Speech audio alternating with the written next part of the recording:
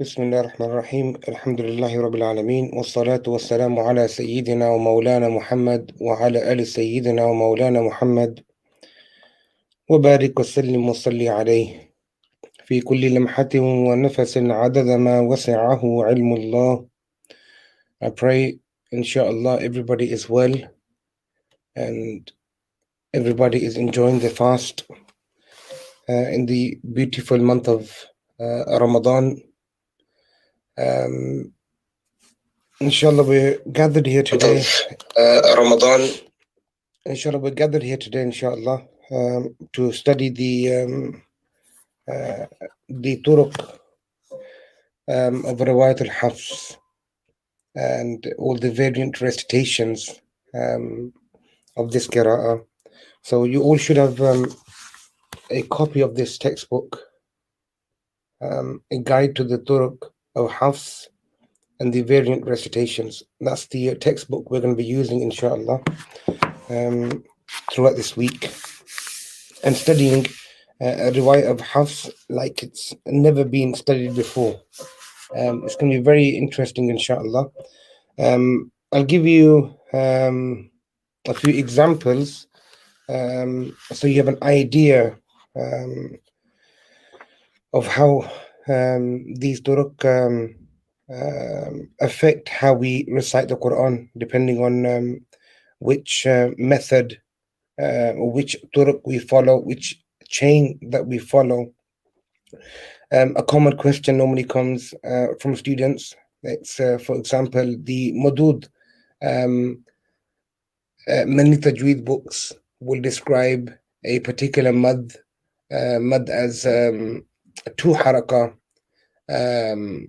or 3 haraka, or 4 or 5 haraka. So does that mean we recite it as 4?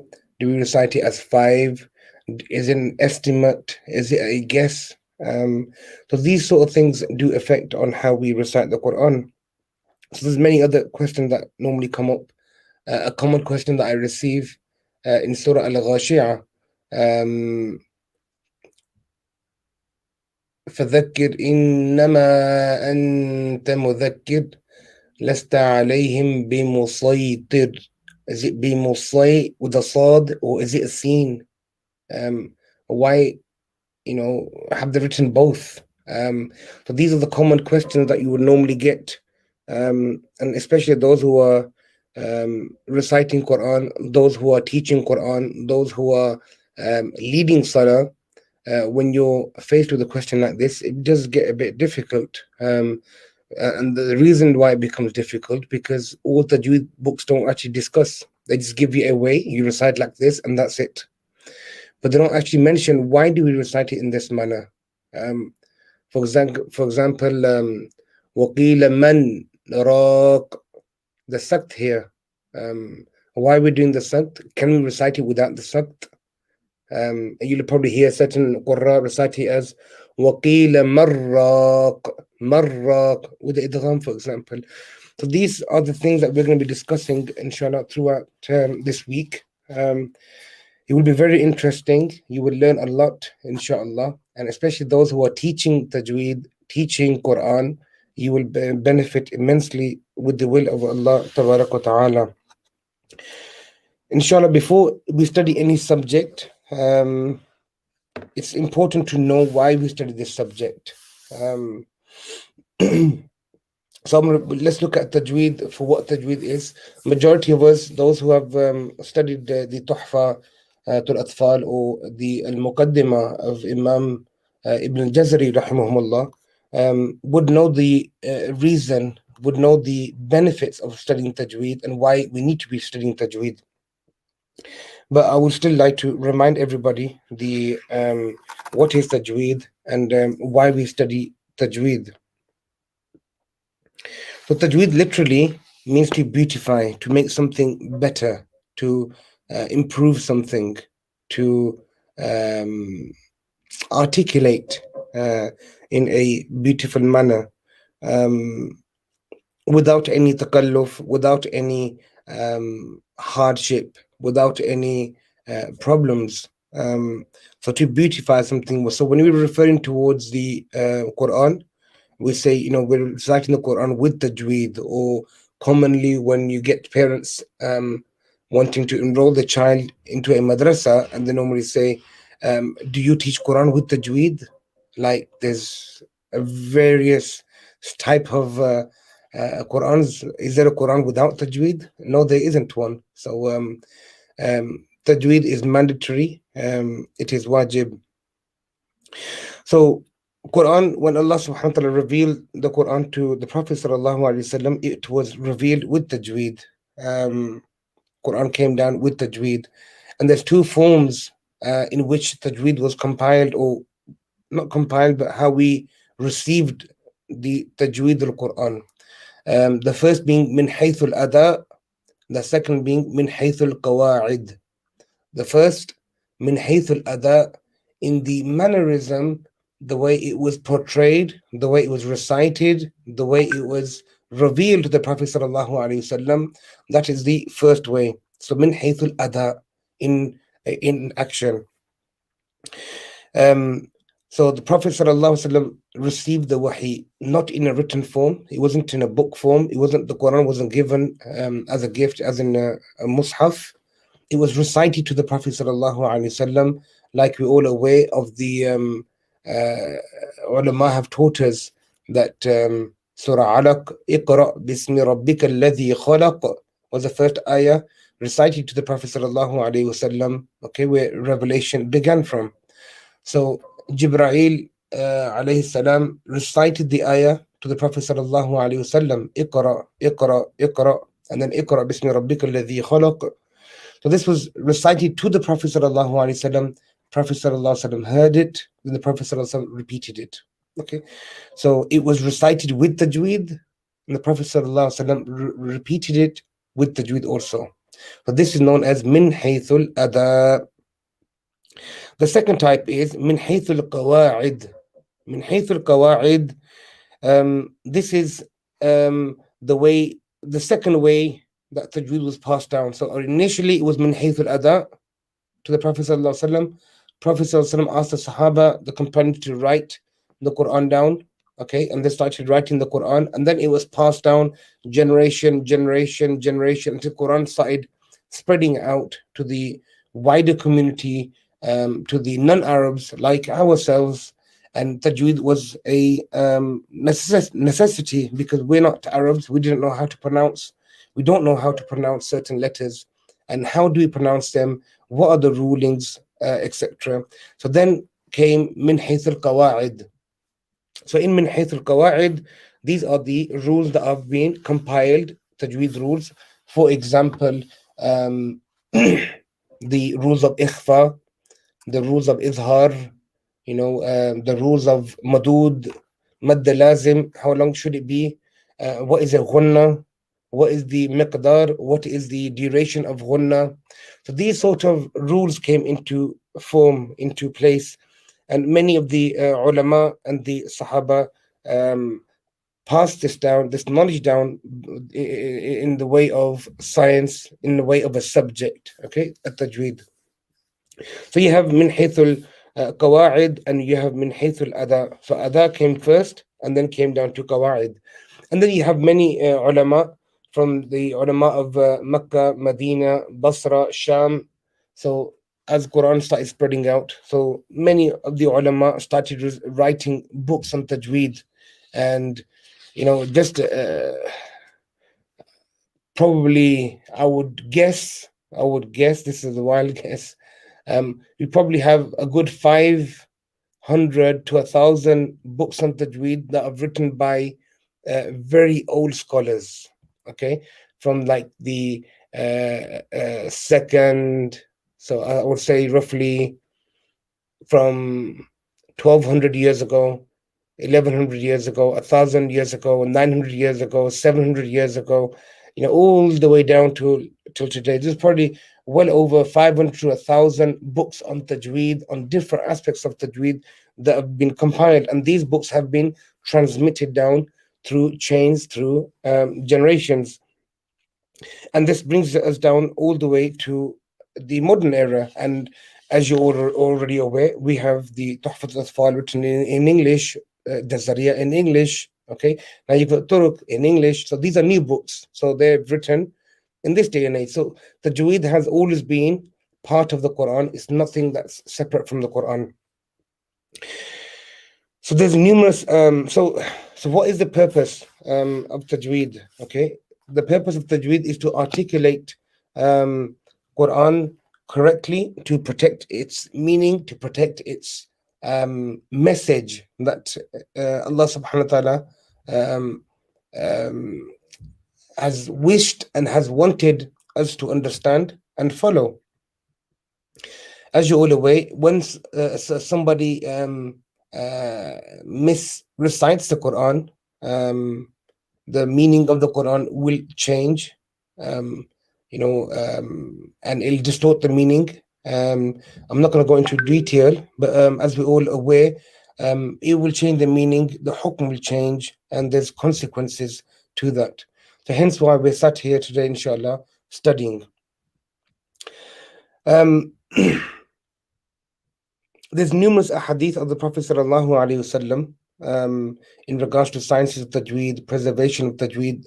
Allah subhanahu wa ta'ala mentions in the Quran in regards to a dhikr, meaning the Quran, and that we reveal the dhikr, wa inna lahu lahafidhun, and indeed we are the protectors of this dhikr, meaning the Quran will never change and will never um, um, be deteriorated. It would never vanish. Um, it would never be lost. So the Quran was passed down from Allah subhanahu wa ta'ala via Jibreel alayhi salam to the Prophet sallallahu alaihi wasallam, down to the Sahaba, and it came down, and it's always been protected. Okay, and then today we recite the Quran, and we hear the name Imam Asim. Okay, Imam Asim, the great Qari, the great Imam, we hear about a lot when we study the Quran. Imam Asim, if you look at page number 8, it refers towards the Qira'ah of Asim. So the name was Asim. Okay, the father's name, Abu Najud Abdullah. Okay, and the mother's name, Bahdala. Okay, they passed away in year 127 after Hijri, after the Hijrah of the Prophet sallallahu alaihi wasallam. So Imam Asim, he was a great Imam. Okay, a very great Imam, which many ulama have described beautifully, by mentioning that he was one of the most eloquent reciters. He had a very beautiful voice of the Quran, and he had great understanding of tajweed and ahkam of tajweed. So Imam Asim, he taught the qira of companions. Okay, so it's being protected in each generation. Okay, so once the Sahaba took the Quran, they passed it on to the next generation, and then next generation, generation, etc. So Imam Asim, not directly reciting to the companions, he recited to the companions such as Zayd bin Thabit, such as Ubay ibn Ka'b, such as Abdullah ibn Mas'ud, Uthman ibn Affan, and the great Sayyidina Ali radiallahu ta'ala anhum. So they recited the Quran and they taught the Quran, they received the Quran via these companions. Although Imam Asim was not a direct student of the companions, he had learnt and taught the various recitations that were transmitted from them through notable direct students of the companions. Okay, and this then became the qira'ah of Asim. Okay, so he became famous as a great teacher and as a great reciter. He was an imam. He was an imam at the top of the leadership of Quranic teachings in Kufa after Abu Abdurrahman as-Sulami. He took his position, meaning as he took the place of Abu Abdurrahman as-Sulami in Kufa, and people journeyed to him. They traveled to him to learn Quran. Okay, and some of the descriptions they've mentioned in regards to him, they mentioned Qala Abu Bakr ibn Ayyash. They mentioned لا أحصي ما سمعت أبا إسحاق السبيعي يقول. So they mentioned that that I cannot recount the number of times that I heard Abu Ishaq mention. And what did he mention? ما رأيت أحدا أقرأ للقرآن من عاصم. Okay, and I've not seen anyone more learned than Asim in reciting the Quran. So Imam Asim was known to be a great teacher in Qira'at. وقال عبد الله ابن أحمد ابن حنبل سألت أبي عن عاصم, that Abdullah ibn Ahmad asked the father in regards to Imam Asim. فقال رجل صالح ثقة خير. Okay, that he was a virtuous, authentic, and a very gracious man.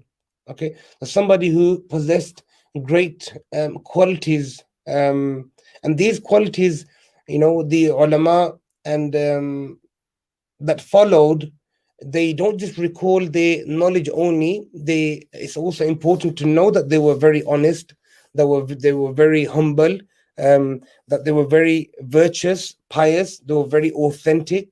And the reason being because the Quran is an imana. Okay, so Quran is a imana that has been passed down from the Prophet sallallahu alaihi wasallam to us today. So it's quite important for us to know that each chain had authentic people, reliable people that would not fabricate, that would not alter the Quran. And this all comes under the ayah, وَإِنَّا لَهُ لَحَافِظُونَ, and we are protectors of the dhikr, the Quran. So this is a short insight to who Imam Asim was. Okay, so now Imam Asim then had students. Okay, he had many students. Okay, so he chose two individuals, okay, to whom he taught the Quran to, so that the Quran could be preserved and passed down. The two that he chose, okay, one was Hafs, and second Shu'bah. Okay, so these are the two students of Imam Asim who's on top. Okay, there's more diagrams explaining this. We'll come to that inshallah. So these are known as the riwayah. Okay, riwayah underneath, the ones who are narrating from them. Okay, and each individual will then be described as a rawi. So look at page number 9. They mention, whilst Imam Asim had different direct students, two became particularly famous for their accuracy and precision, namely Hafs bin Sulaiman and Shu'bah bin Ayash. So these two became very famous students of Imam Hafs. Okay, each one is considered as a narrator. Now, to have the title of a narrator, it's not like me narrating some hadith or me narrating somebody who had said something before me. This narrator is a great honor, and these are also imams. These are also great scholars. They weren't just like I took tajweed from him, I took the Quran from him, and I passed it on, and that's all my role, and that's it. No, these were actual great scholars in Qira'at. So each one is considered a narrator or a rawi. Okay, in Arabic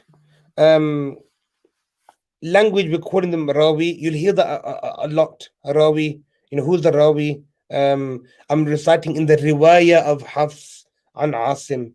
So Hafs an Asim. Hafs, who's recited or reciting according to Imam Asim, or who has taken from Imam Asim. And their transmissions are known as riwayah of Hafs, riwayah of Shu'bah, respectively. Imam Asim taught Hafs and Shu'bah differently, based upon the various ways of reciting that he had learned from his teachers. Thus, the recitation transmitted from Hafs and Shu'bah differs in a small number of places.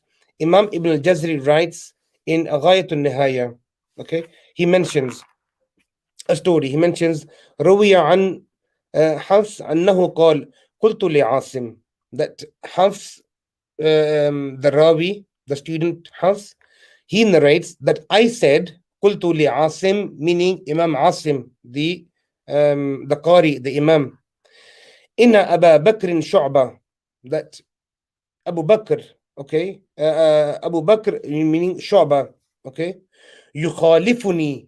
He's going against me. He's differing from me. He's reciting different to me. في القراءة. Okay?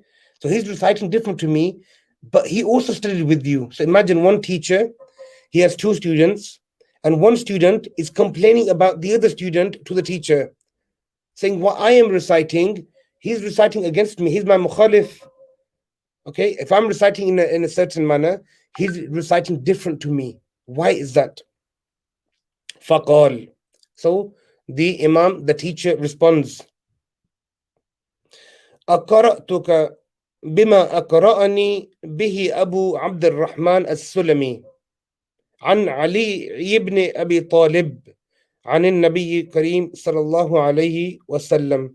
They mention that I have taught you that which Abu Abdurrahman as-Sulami, okay, recited to me or taught me, okay, and he learned it from whom? Okay, Ali ibn Abi Talib. So they mention that I have taught you what I learned, okay, from Abu Abdurrahman as-Sulami. And who did he learn from? He learned from his teacher, or he took from who? Sayyidina Ali radiallahu ta'ala anhu. Then they mention, وَأَقْرَأْتُ أَبَا بَكْرٍ, and then I taught, okay, I gave the recitation, okay, to who? Abu Bakr, meaning Shu'bah. بما أقرأني به زر بن حبيش عن عبد الله ibn Mas'ud. Okay, that I taught Abu Bakr what Zir bin Hubaysh taught me from Abdullah ibn Mas'ud. Okay, so that's the way that I taught him, meaning there's a chain for yours and there's also a chain for Shu'bah, meaning Shu'bah is different from Hafs, and both of them are very authentic. So now there's quite a lot we could learn from this story, okay, from this narration that Imam Ibn al-Jazari rahimahumullah has mentioned, that one, that every qira'ah is authentic. Every qira'ah, every variation in recitation, they're all authentic. It's not like one is weak and this is stronger, or this is no good and this is good. Every qira'ah is authentic. Every qira'ah is yajuz. Every qira'ah you can recite your salah in. Every qira'ah, when you recite one letter, you get 10 hasanat. Yeah? Every single qira'ah. There's no difference. If somebody is reciting according to Shu'bah, it doesn't make him any lesser than somebody who's reciting according to Hafs. And somebody is reciting according to Hafs doesn't make him any lesser than somebody reciting according to Shu'bah. So this is quite important to remember, that one doesn't have superiority over the other. Now here, some of you probably be questioning or thinking now, what is qira'ah? What is Quran? What is the difference between qira'ah and Quran? So, simple way to explain between the two. Okay, the simplest way I could describe the two, that the Quran is from the beginning, Surah Fatiha, all the way to Surah An-Nas. Okay, that is all the Quran. The whole Quran has 114 surah. It has 30 ajza, okay, juz or spara in Urdu or Farsi. So that's known as Quran. Okay, all of that is Quran. So the Quran was revealed to the Prophet sallallahu alaihi wasallam. Prophet sallallahu alaihi wasallam then taught the Quran to his companions. Then the Quran was taught to their companions, tabi'in, then tabi'in, and then it was passed down. That is known as the Quran. What is qira'ah? Qira'ah is the variations within the Quran. Okay, how each word or letter is pronounced, what accent, what way, what method. Okay, so there's slight differences between them both. So Quran is the whole revelation, the whole book, and qira'ah is juz. Okay, for example, uh, Hafs and Shu'bah both recite Alhamdulillahi Rabbil Alameen. So there's no difference between the two. Okay, so they're both identical. Okay, so they will differ in certain words. Okay, but on the whole, the whole entire Quran, majority of it, they're identical. They differ on certain words. Okay, the certain parts where they differ on, they are known as qira'ah. Okay, similarly, all the other qira'ah that you have, each one will differ in certain words, and the madud will differ on a certain pronunciation. For example, the ra, are we going to read it as a full mouth ra or as an empty mouth ra? Okay, so for example, alif lam ra, alif lam ra. Okay, so these are different variations. Okay, these are different variations in qira'ah. So it's not the entire Quran they differ on, it's only the certain parts where they differ, inshallah. um so then you've got the ikhtilafat. So let's talk a little bit about the ikhtilafat, the differences. So the first type of ikhtilafat you've got, okay, it's where the ikhtilaf is in a letter, okay, or in a word, but the meaning does not change. Okay, so you can write these down as a side note. Number one, that the qira'ah differs from, so one qira'ah differs from the other in written form. Okay, in the wording, so the wording is different, but the meaning doesn't change. So it'll be recited differently, but it will mean the same. For example, in English, somebody says tomato, or somebody says, tomato. Okay, it doesn't really make a difference.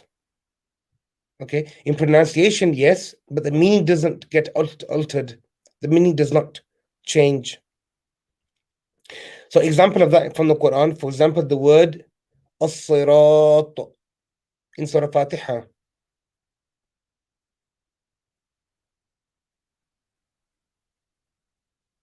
صراط الذين أنعمت عليهم صراط اهدنا الصراط المستقيم الصراط. So this word is written in Arabic as alif lam and then sad ra alif and ta.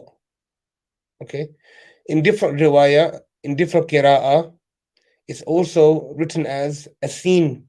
The sad is written as a sin, for example, and recited as صراط الذين. اهدنا الصراط المستقيم. So sin. It's also pronounced as زراط المستقيم. Zain, which looks like a ra with a dot on top. So now it's one word, as-sirat, which means path. It means way. Okay, but can be pronounced three different ways, can be recited three different ways. But each one, the meaning does not alter. The meaning does not change.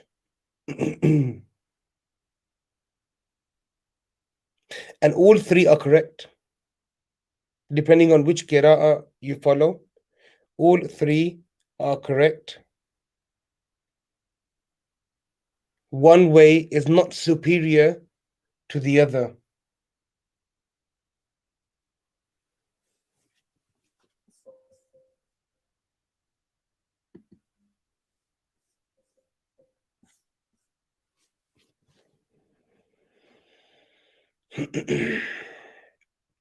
Okay, number two. Number two, the second one is where the word is different.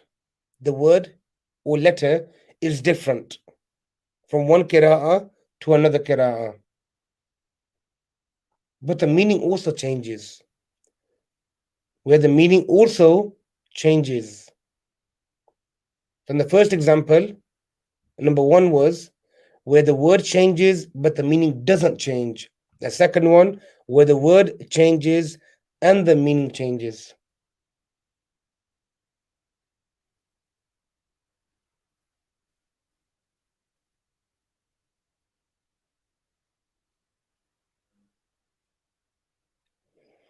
For example, وانظر إلى العظام كيف ننشزها. Okay. وانظر إلى العظام كيف ننشزها. ننشز زو with the زي. ننشزها in Surah Al-Baqarah.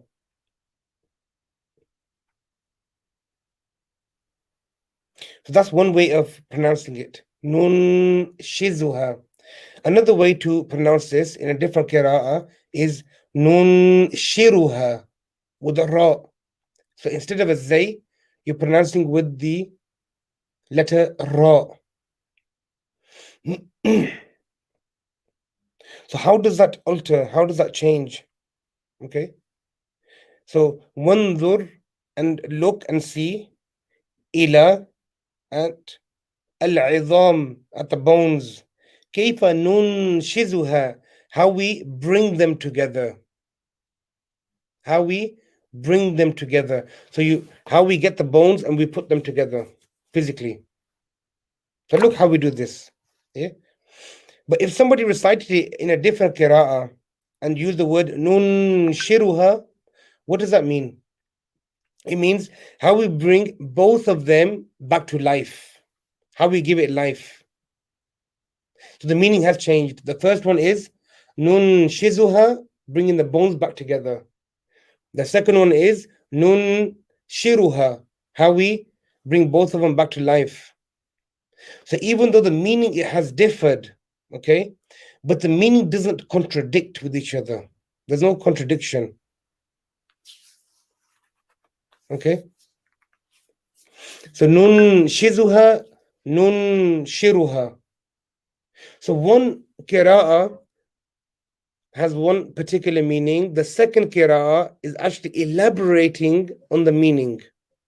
It's actually giving you a better understanding, that bringing the bones back together, okay, and bringing both of them back to life. So together and bringing them back to life. So they both are complementing each other. Okay.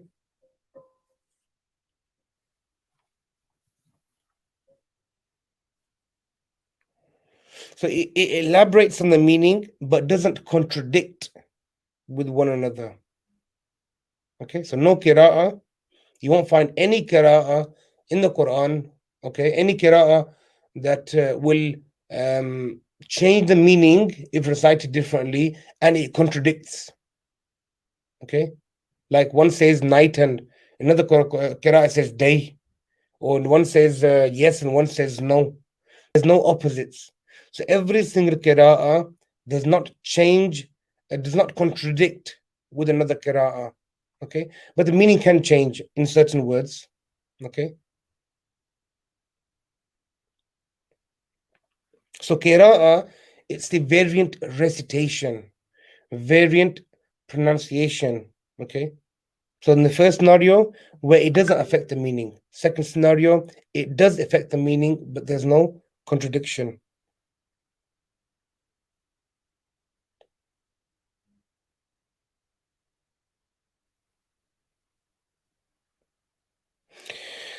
So the third one, example from Surah Al-Ma'idah.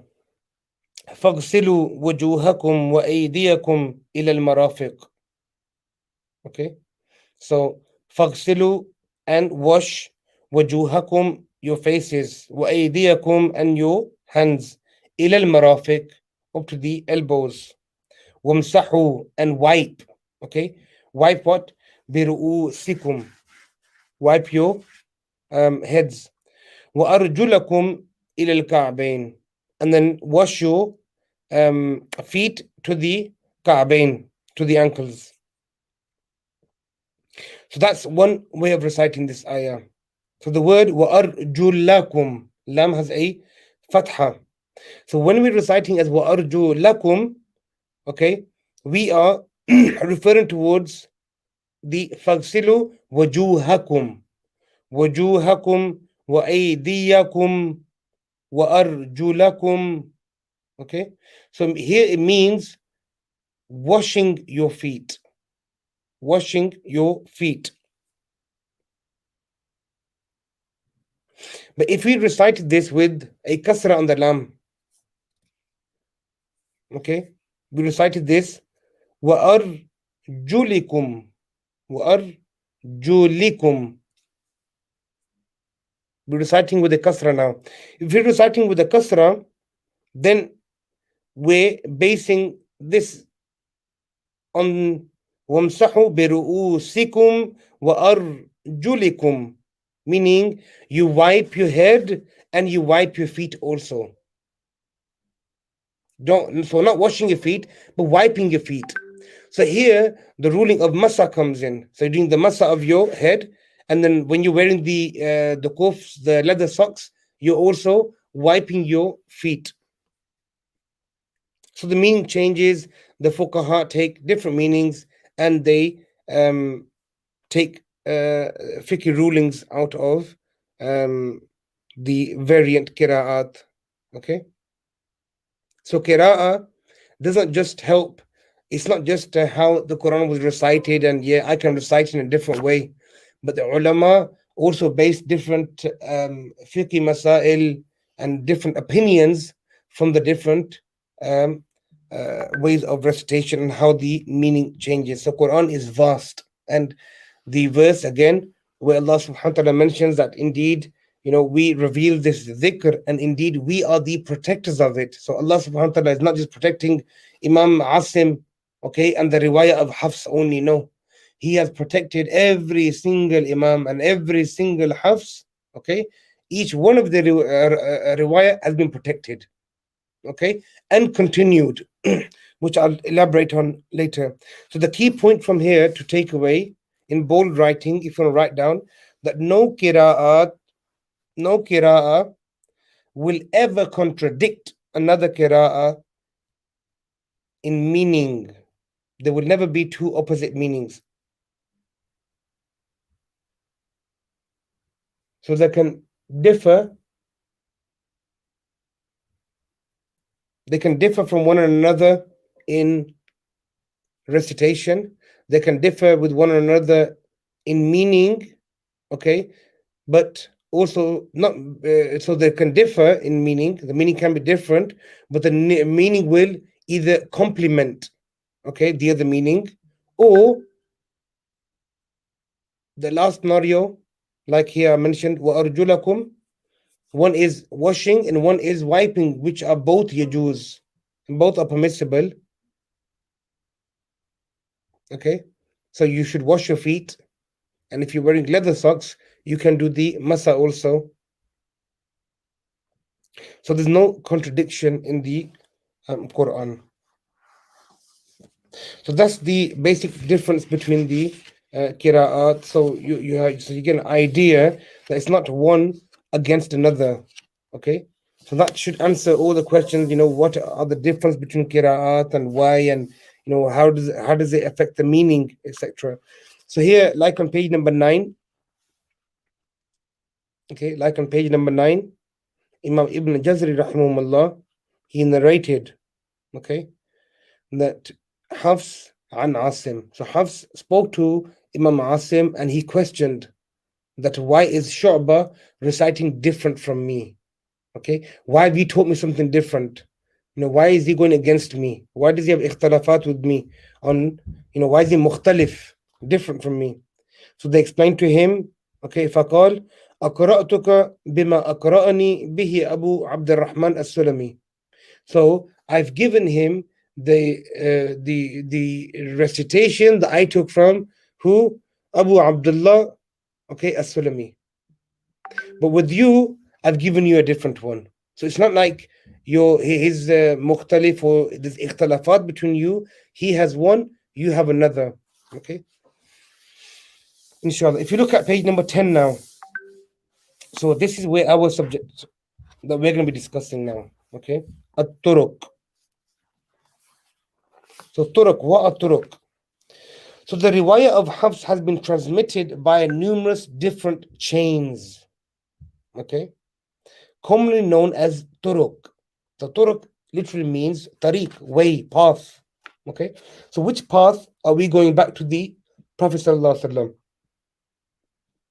Okay, so one is that you have the Quran, then you have the 10 Imams, and each Imam has two rawis underneath.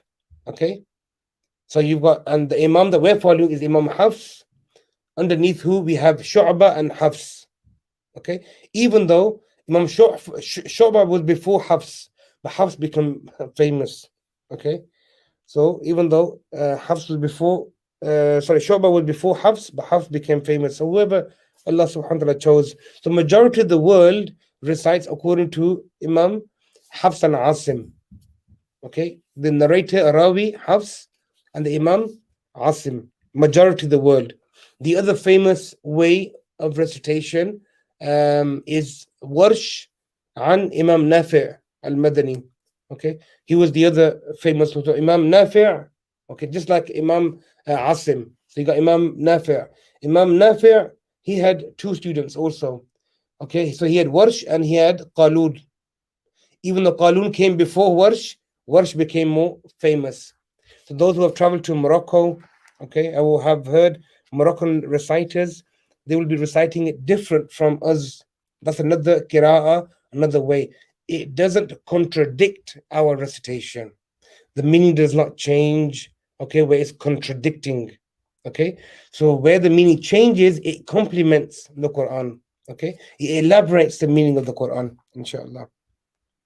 So At-Turuq, the riwayah of Hafs has been transmitted by numerous different chains, commonly known as At-Turuq, okay, and preserved in the plethora of books authored by scholars within those chains. So there's many scholars, okay, who have written books and books, okay, on different variations, okay, and they chain back to the Prophet Sallallahu Alaihi Wasallam.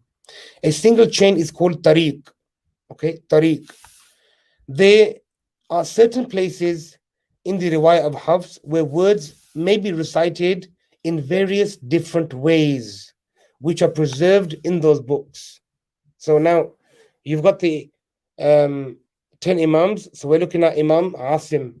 Underneath Imam Asim, you've got two, Hafs and Shu'bah. So if you look at the diagram below, you can see now Imam Asim, which is your Imam. Underneath you got Shu'bah and you have Hafs. These are your two narrators going back to Imam Asim. I'll hold the book up so you can see. So there's your Imam. He has two narrators. Tamam? So you have Shu'bah, you have Hafs. So we're reciting according to Hafs. Then Hafs, underneath Hafs, then if you look, you've got two different ways, two different students of Hafs. Okay, these are known as Turuq.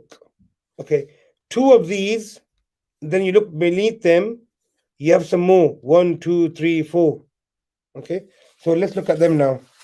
There are four major Turuq, four major chains, okay, for the riwayah of Hafs.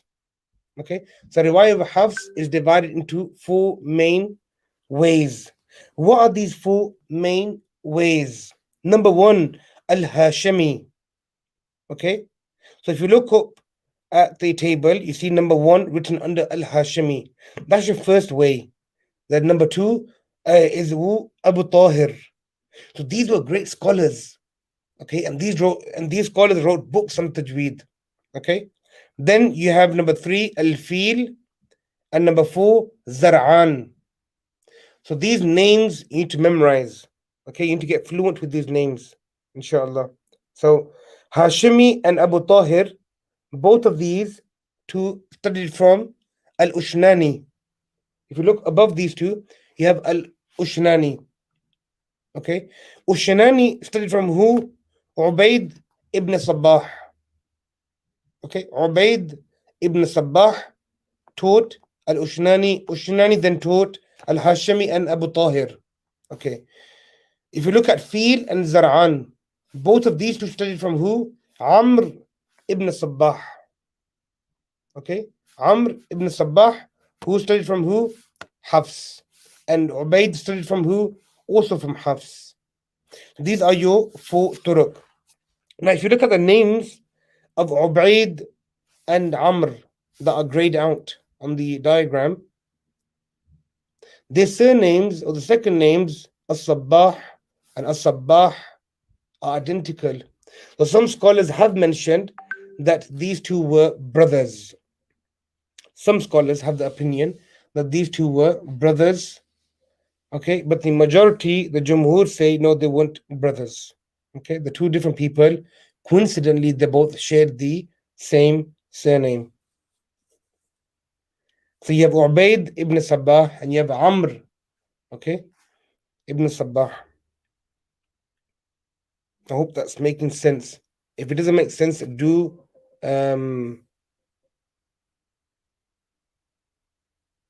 mention in the comments. So these are your 4 main turuq. Okay, so let me recap again. So Al-Hashimi and Abu Tahir, the two names, Hashimi, Abu Tahir, both of these two took their Quran from Al-Ushnani. Ushnani then took it from Ubaid ibn Sabbah. Ubaid ibn Sabbah to Hafs. Hafs to Imam Asim. And Imam Asim, then the chain continues back to the Prophet sallallahu alaihi wasallam. Okay. On the other side, you've got Al-Fil. Al-Fil. Fil literally means an elephant. Okay. And that was the nickname. And they got known by the nickname Al-Fil because they were a very, very big man like me. Okay. So their nickname was Al-Fil. So Fil. And number 4, Zar'an. So these two took from who? Amr. Who did Amr take it from? Hafs. Hafs from Asim. Asim back to the companions and then back to the Prophet sallallahu alaihi wasallam. So these are known as chains. Okay? Chain. And in the science of tajweed, we call this tariq. So I am reciting the Quran according to the tariq of Hashimi, or tariq of Abu Tahir, or tariq of Fil, or tariq of Zar'an. These are known as your tariq.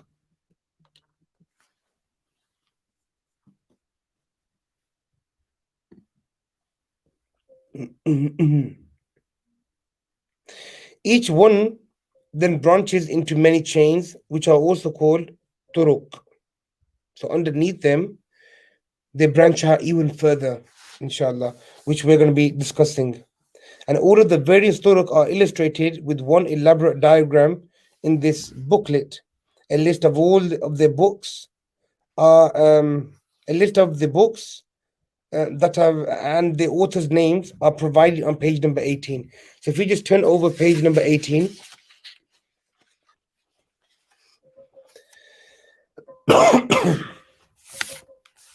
If everyone looks at page number 18.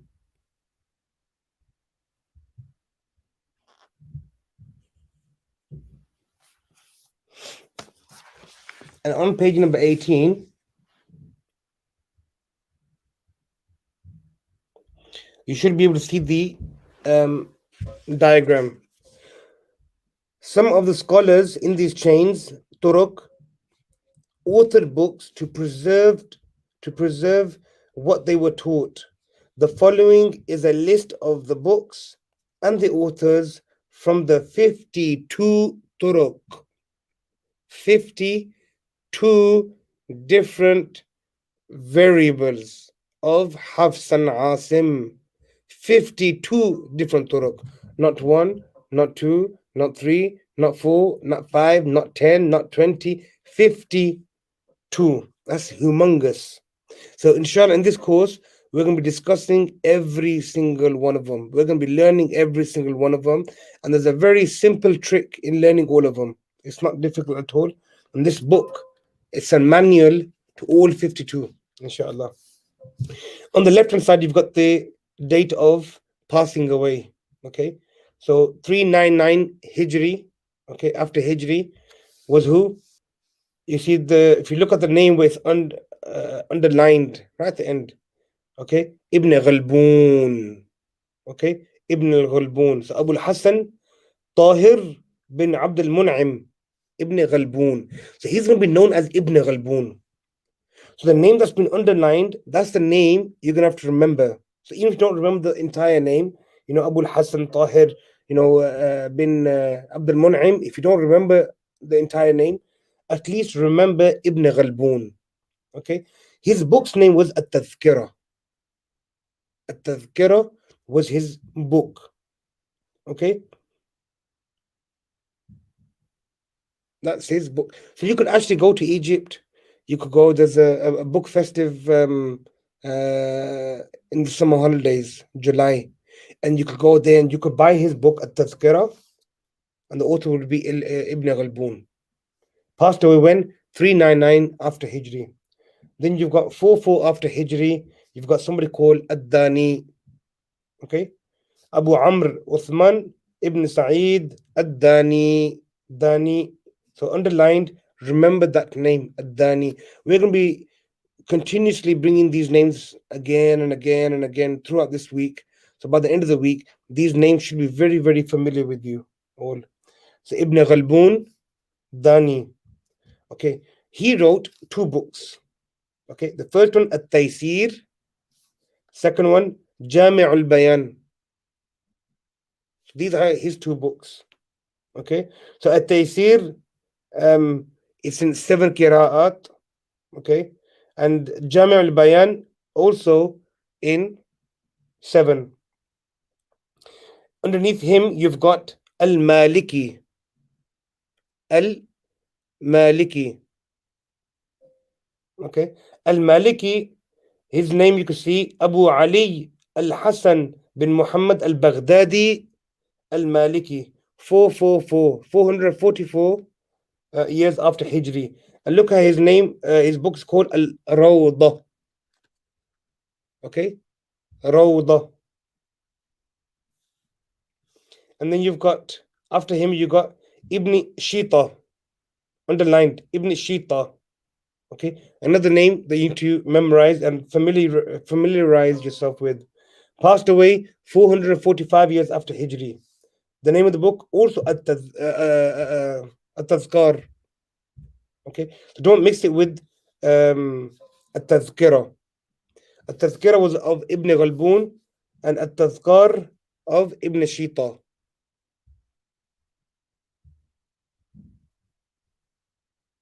Okay, then 446 after Hijri, Al-Ahwazi. Al-Ahwazi, he wrote a book, Al-Wajiz. Al-Wajiz. Okay, Al-Ahwazi. Remember and memorize, familiarize yourself with these names. Page number 19. Okay, Ibn Faris. Okay, Abu al-Hasan Ali Ibn Muhammad Ibn Ali. Okay, Ibn Faris al-Khayyat. Okay, al-Baghdadi. 450 years after Hijri, he passed away. And his book is known as Al-Jami'. Al-Jami'. Okay, not Jami' al-Bayan. Okay, so you see the difference now. We've underlined Al-Jami'. 465 years after Hijri, passed away Al-Hudhali, Abu al-Qasim Yusuf Ibn Ali Al-Hudhali. Hudhali. Okay, Hudhali, and his book was Al-Kamil.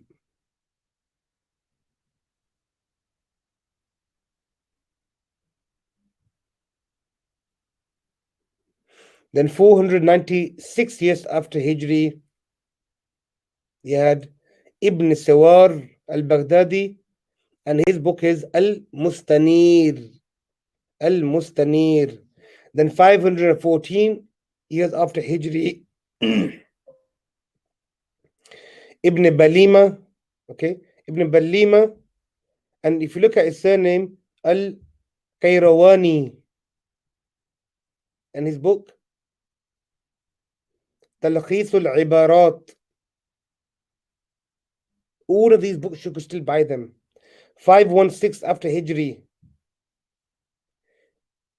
Ibn al-Faham, okay, At-Tajreed, the name At-Tajreed. And last, 521 years after Hijri, Abu al-Izz al-Qalanisi. Abu al-Izz al-Qalanisi. And he had two books that he authored. The first one, Irshad al-Mubtadi. Irshad al-Mubtadi. And second one, Kifayat al-Kubra. Al-Kifayat al-Kubra.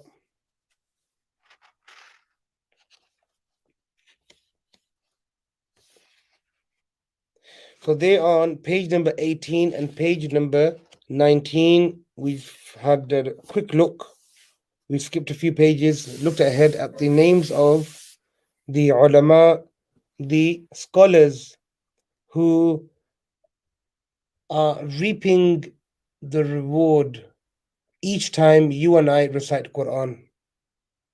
They were the instrumental, the most important ulama, okay, that we can come to know of, who aided in supporting and preserving the Quran.